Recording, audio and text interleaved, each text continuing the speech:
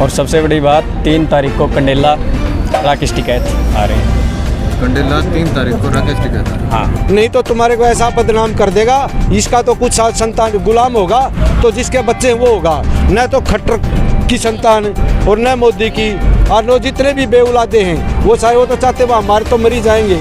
जो मोदी सरकार नहीं है, नोटंकी सरकार है। ये जो वायदे करती है एक भी कोई भी पूरा नहीं। हमने कितनी RTI लगा दी देश में, क्या करे क्या नहीं, और हमने हमारा तो अन्याय सहन कर लिया जैसे रोजगार का जो 24 घंटे नौकरी करते हैं, लेकिन हमारे अन्नदाता और जन्मदाता का वो हम अन्याय नहीं सहन कर सकते। लेकिन इसने क्या नोटंकी की, सरकार के आते ही सबसे पहले इसने एक वो नियम कानून लागू किया जिसके अंदर कोई सुप्रीम कोर्ट का जज है वो प्रधानमंत्री जिसको चाहेगा वो बनेगा, और जो हाई कोर्ट का जज जिसको मुख्यमंत्री, उसने वो जज क्यों उनके, बल्कि उसने तो ये कर जो योग्य आदमी हो जिसको जनता चाहे वो बनना चाहिए। मोदी यदि अपने आप को एक माँ बाप की ओर से एक संतान समझता है, वो अपने मंदिर में जा करके इन्हों कहो मैं अन्नदाता खाता हूँ, ये साजिश हमारी नहीं थी।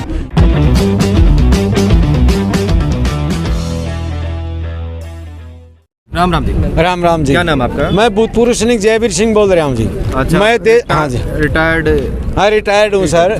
मैं देश हाँ जी, मैं फौज में था। क्या ले रहे हो? ये मैं देश को बताना चाहता हूँ, जो मोदी सरकार नहीं है, नोटंकी सरकार है। ये जो वायदे करती है एक भी कोई भी पूरा नहीं। हमने कितनी RTI लगा दी देश में, क्या करे क्या नहीं, और हमने हमारा तो अन्याय सहन कर लिया जैसे रोजगार का जो 24 घंटे नौकरी करते हैं, लेकिन हमारे अन्नदाता और जन्मदाता का वो हम अन्याय नहीं सहन कर सकते। क्योंकि जब तक हमारे को जन्मदाता ही नहीं रहेगा तो हम किसके लिए, देश की रक्षा पर जो सैनिक खड़े हुए हैं या जो भी बेल्टधारी हैं वो सुरक्षा के लिए बाहर गए हुए हैं, किसकी रक्षा के लिए? यदि किसी का कोई परिवार ही नहीं होगा तो वो क्या रक्षा किसकी रक्षा करेंगे? जैसे मोदी कहता कि मेरा तो एक जोड़ा है, मेरे कोई संतान नहीं, यदि देश में जीतूंगा नहीं तो मैं विदेश में चले जाऊंगा। इसलिए वो सैनिक भी उनके परिवार ही नहीं रहेंगे तो फिर किसके लिए वो रक्षा करेंगे? मैं सभी देश के सैनिकों बेल्टधारी और नम्र निवेदन करता हूँ, जो ये नोटंकी सरकार है, ये नोटंकी सरकार किसी मदद करना है तो इंसानी के, जब हमारे परिवार को ही, अन्नदाता को ही, क्योंकि हर एक आदमी को अन्न खाना ज़रूरी है। अन्न के बगैर अन्न नहीं पैदा होगा तो हम क्या खाएंगे? तो हम वहाँ पर बॉर्डर पर क्या रक्षा करें? मोदी साहब क्यों नहीं समझ रहे? रोटी तो मैं भी खाते होंगे। मोदी यदि अपने आप को एक माँ बाप की ओर से एक संतान समझता है, वो अपने मंदिर में जा करके इन्हों कहो मैं अन्नदाता खाता हूँ, ये साजिश हमारी नहीं थी, ये सरकार की उसकी किसानों की, जो किसानों के बदनाम करने के लिए हमने मोदी सरकार के ऊपर 1996 से हम उसके ऊपर चिट्ठी लगते जा रहे हैं। हमें कितने फौजियों ने आंदोलन कर लिया, कभी हमारे को मिलने को मौका नहीं दिया, लेकिन दीप सिद्धू को और जो जिन्होंने उस पर झंडा फहराया उनको कैसे मिलने का मौका दिया, और अमित शाह के साथ कैसे फोटो गया। सन्नी देओल जो है, यदि देश वो अपना सच्चा है और किसान वो समझता है ना, यदि मोदी गरीबों और किसानों की मदद करना चाहता है तो उसको कानून बनाना चाहिए था कि किसान फसल और सब्जी को जिस भाव बेचेगा सिर्फ 20% अगला उस कार्ड दिया कोई भी चीज़ वो लेता खरीदने वाला, यदि 20 से 21 यदि फसल बेची जाए तो उसका पैसा किसान के खाते में आता, ताकि वो जो नोटंकी सरकार है जिनको हिंदुस्तान को मोदी सरकार गुलाम बनाना चाहता है वो, ताकि वो फिर उससे ज़्यादा भाव बेच नहीं सके, और फिर 21% पे दी लगता तो किसान के खाते में आना चाहिए ताकि मैं महंगाई रुकी रखते।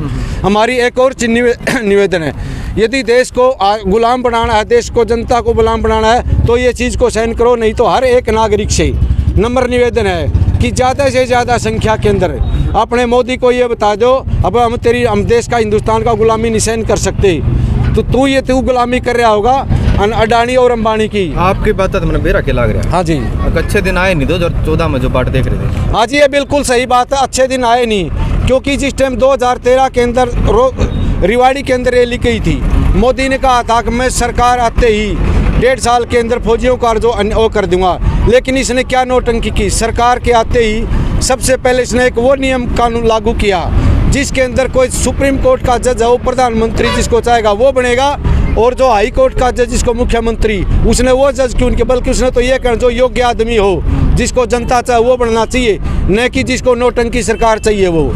ये और अभी हर एक सरकारी कर्मचारी किसी भी देश के नागरिक से नम्र निवेदन करता हूँ, यदि वो चाहते हैं कि भाई देश का भला होना तो इस सरकार को जल्दी से जल्दी ख़त्म करवा दो।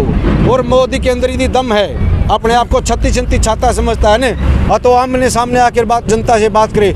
जब वोट मांगने के लिए और वो लोगों से सब्सिडी वो कोई मिलती है गैस सिलेंडर की, उनके लिए रिक्वेस्ट कर सकता है, तो अब किसानों के साथ क्यों नहीं आता? अब उसको ये पता लगना चाहिए कि ये असली किसान कौन है। अब ये अपने गुम के बंदों को इकट्ठे करके और वहाँ पर किसानों को, आरएसएस को और इनको ले जा करके वो करता। अब एक बात, 26 जनवरी को यदि मध्य प्रदेश के अंदर जो झंडा परेड 26 जनवरी परेड होती है, उसमें यदि बीजेपी का झंडा फहराया जाता है तो बड़े शर्म की बात है। और ये जो लाल किले पर जो झंडा फहराया वो देश के उसके लिए, वो किसानों को बदनाम करने के लिए। अभी देश की जनता को ये समझना चाहिए, जिस टाइम मोदी ने सोचा था कि भाई 2019 का चुनाव तो हारेगा, इसलिए उसने पुलवामा के अंदर कांड करवाया। और उन जिन माँ बापों के संतान गुजरी थी, हम तो उनको ये कहते हैं अभी उनको दिल्ली के अंदर उसके आमने सामने आ जाना चाहिए, भैया तो हमारे बच्चों का तू जवाब दे, तूने कैसे मरवाए। जब 40 गाड़ी वाटर प्रूफ जा रही हैं, 40 गाड़ियाँ सैनिकों को लेकर जा रही हैं, एक गाड़ी बगैर प्रूफ है, उसी के ऊपर अटैक को क्यों कैसे होता है?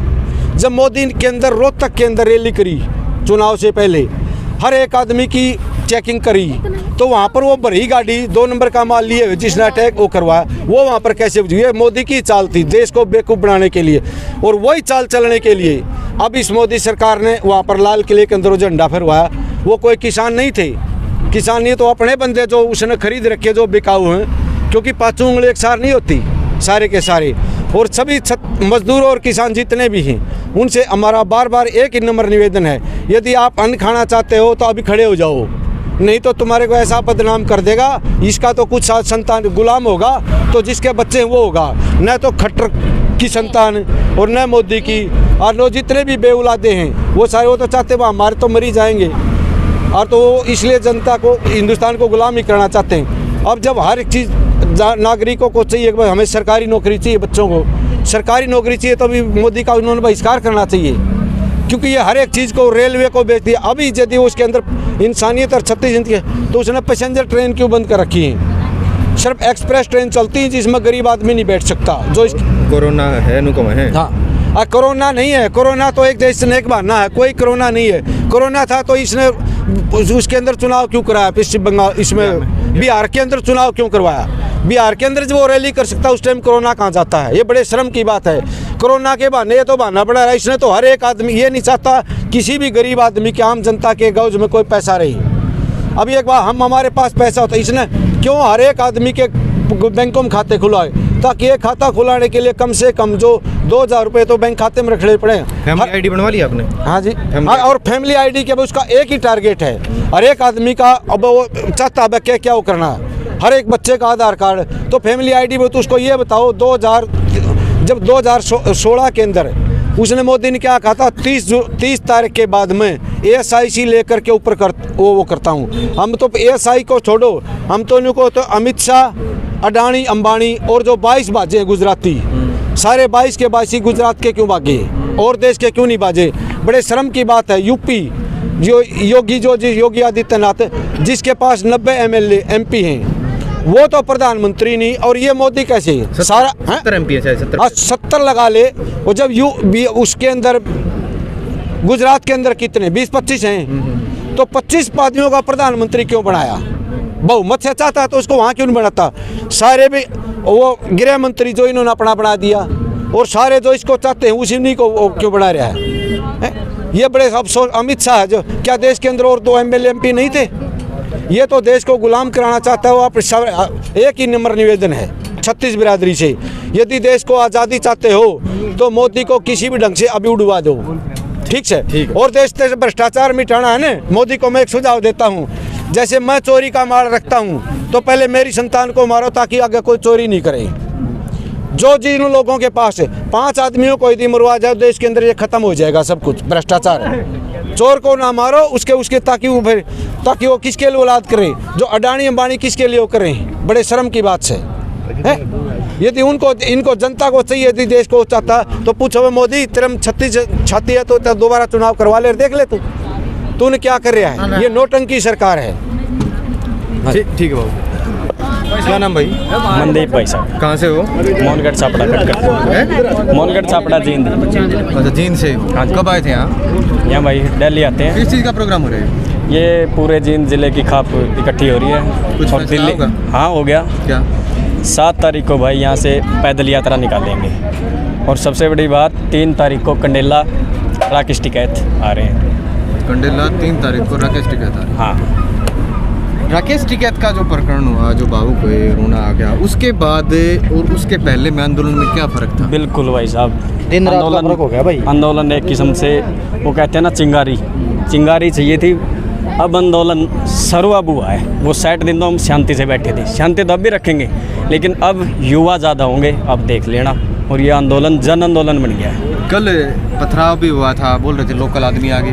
देखो ये तो बीजेपी के आरएसएस लोकल तंग तो नहीं कर दिया हमने। लोकल तंग क्यों करेंगे? लोकल भी तो किसान है, आरएसएस के इंसान है। वो 500 रुपए दे के, ये तो इनका काम ही ये है। बस अंग्रेज़ों का तो काम था फूट डालो राज करो, इनका काम है बस दंगे भड़काओ और राज करो।